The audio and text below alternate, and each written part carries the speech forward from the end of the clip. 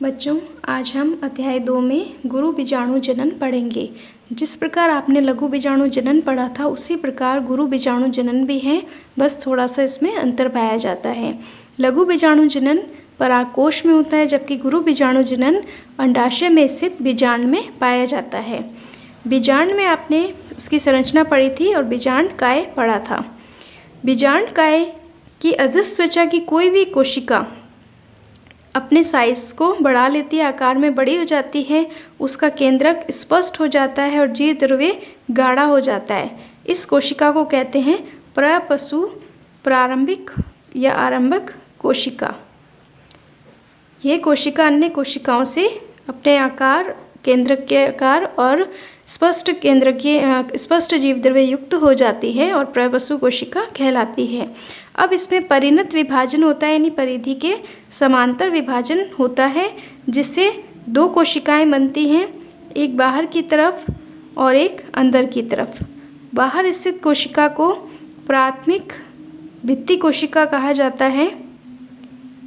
प्राथमिक भित्तीय कोशिका, primary parietal cell, और भीतर की तरफ जो कोशिका निर्मित हुई है उसे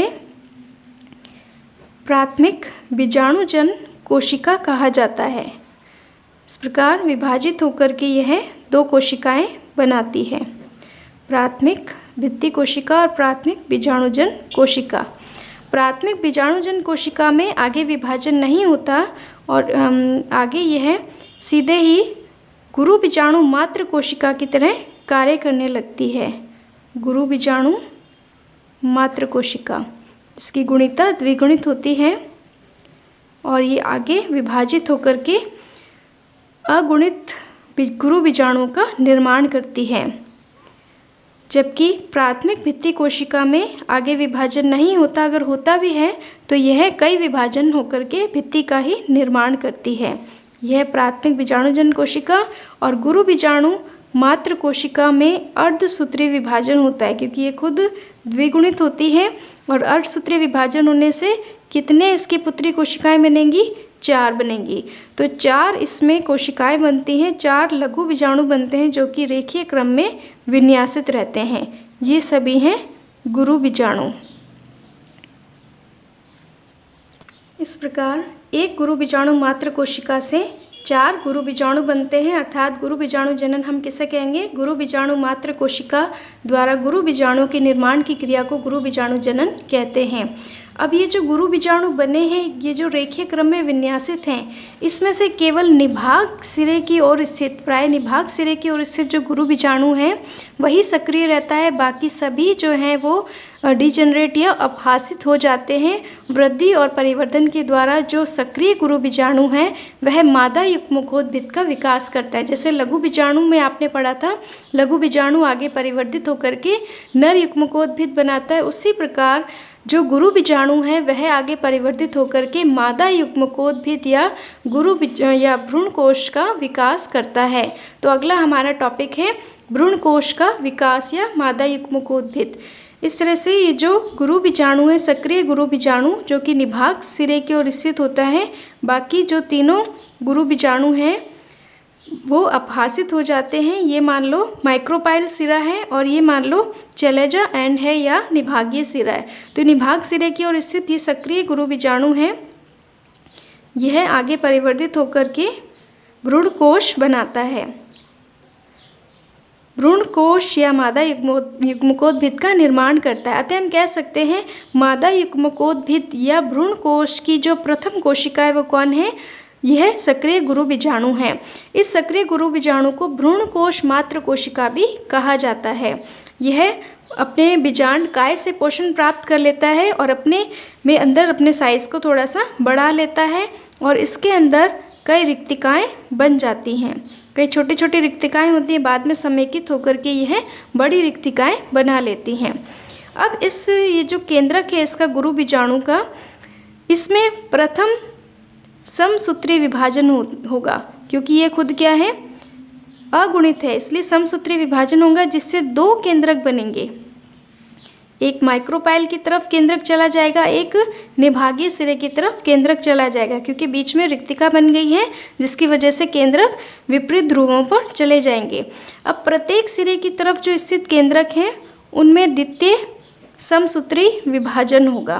फिर से समसूत्री विभाजन होगा इसमें, और ये जो सिरे की ओर स्थित केंद्रक हैं अब कितने बन जाएंगे, एक केंद्रक से दो केंद्रक बन जाएंगे, क्योंकि समसूत्री विभाजन से एक कोशिका से दो कोशिकाएं बनती हैं और बीच में ये रिक्तिकाएं पाई जाती हैं, ये माइक्रोपाइल एंड और ये चलेजा एंड। अब इसमें प्रत्येक केंद्रकों में थर्ड जो है तीसरा समसूत्री विभाजन इसमें होगा। प्रत्येक केंद्रक में समसूत्री विभाजन होने से जो सिरे की ओर स्थित केंद्रकों की संख्या, यानी इस केंद्रक से दो केंद्रक बन जाएंगे और इस केंद्रक से भी दो केंद्रक बन जाएंगे। इस प्रकार तीसरे समसूत्री विभाजन होने से प्रत्येक सिरे पर केंद्रकों की संख्या कितनी हो जाएगी, 4 हो जाएगी। अब इनमें क्या होगा, बीच में ये रिक्तिका मौजूद है। अब प्रत्येक सिरे पर जो स्थित 4 केंद्रक हैं उनमें से एक एक केंद्रक, माइक्रोपाइल एंड से एक केंद्रक और चलेजा एंड से एक केंद्रक मध्य में आ जाता है। इस प्रकार ये केंद्रक बीच में आ जाएगा और प्रत्येक सिरे पर अब कितने केंद्रक रह जाएंगे, 3 केंद्रक रह जाएंगे। ये इनकी रिक्तिकाएं, ये माइक्रोपाइल एंड ये चलेजा एंड। अब ये जो मध्य स्थित दोनों केंद्रक हैं इसके चारों ओर भित्ति निर्माण होने से कोशिका बन जाएगी, जिसे ध्रुवीय कोशिका या द्वितीय केंद्रक कहा जाता है, जिसमें केंद्रकों की संख्या कितनी होती है, 2 होती है। जो सिरे पर स्थित केंद्रक हैं इनमें भी भित्ति निर्माण हो जाता है और 3 कोशिकाओं का निर्माण होता है। इस प्रकार से ये तीनों केंद्रकों के चारों तरफ भित्ति निर्माण होने से कोशिकाएं बन गई हैं, चलेजा एंड की तरफ भी कोशिका बन गई हैं और बीच में यह जो ध्रुवीय कोशिका है वह है। जो बीजांड द्वार की तरफ स्थित 3 कोशिकाएं हैं, ये तीनों कोशिकाएं मिलकर के अंड उपकरण कहलाती हैं, जो आपने बीजांड की संरचना में पढ़ा था। बीच में स्थित जो कोशिका है वह अंड कोशिका कहलाती है और मध्य जो अंड कोशिका के पार्श्व में स्थित जो कोशिकाएं हैं यह भ्रूण सहायक कोशिकाएं कहलाती हैं। सहायक कोशिका और अंड कोशिका को मिलाकर के ही अंड उपकरण कहा जाता है। निभाग सिरे की तरफ स्थित जो तीनों कोशिकाएं हैं यह प्रतिमुखी कोशिकाएं कहलाती हैं और मध्य स्थित कोशिका ध्रुवीय कोशिका या द्वितीय केंद्रक, जो कि द्विगुणित होता है, जबकि अंडोपकरण में स्थित कोशिका और प्रतिमुखी कोशिकाएं अगुणित होती हैं। इस प्रकार आपने देखा कि एक गुरु बीजाणु से ये भ्रूण कोश है, इसका निर्माण या मादा युग्मकोद्भिद का निर्माण होता है। इस प्रकार का अधिकांश पादपों में भ्रूणकोश का विकास पाया जाता है और इस प्रकार के विकास को हम कहते हैं मोनोस्पोरिक या एक बीजाणुइक।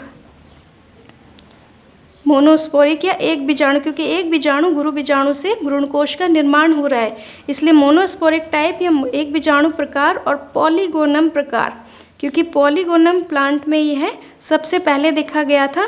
तो इस प्रकार का जो भ्रूणकोश का प्रकार है ये सभी अधिकांश पादपों में देखने को मिलता है।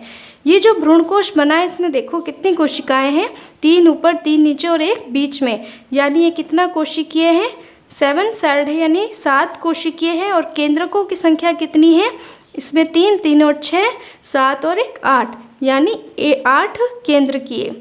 7 सेल्ड और 8 न्यूक्लियोटाइड यानी 7 कोशिकीय और 8 केंद्रकीय भ्रूणकोश पाया जाता है।